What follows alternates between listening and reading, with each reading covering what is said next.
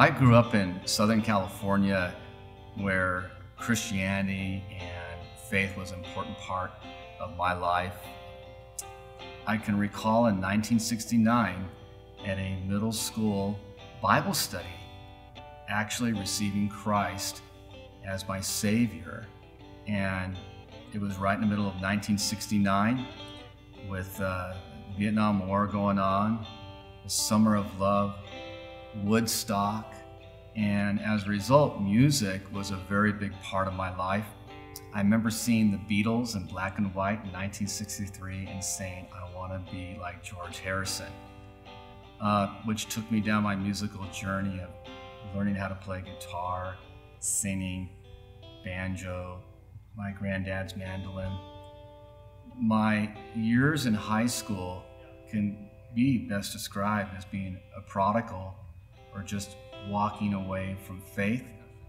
I just remember searching for some kind of identity.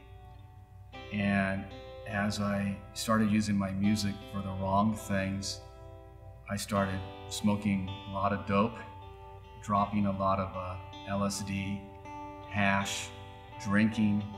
And by the time I was a senior in high school, my hair was down to my shoulders. It was just a unique season of my life. I was a class officer. I had a lot of good friends, but inside I just wasn't happy.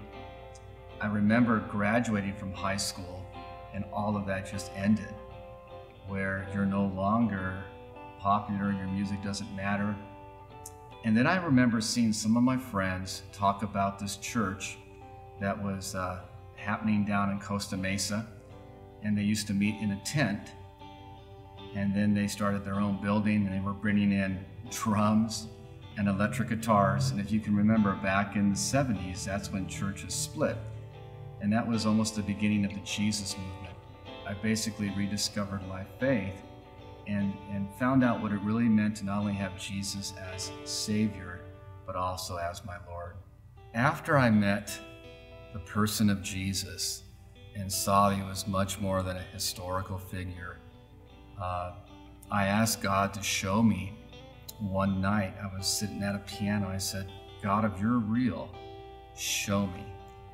All these things started to happen the next day with music, connections. I got into a mentoring relationship, which to this day is a part of my DNA, and being able to give away what I've learned as far as being a man of God, a musician.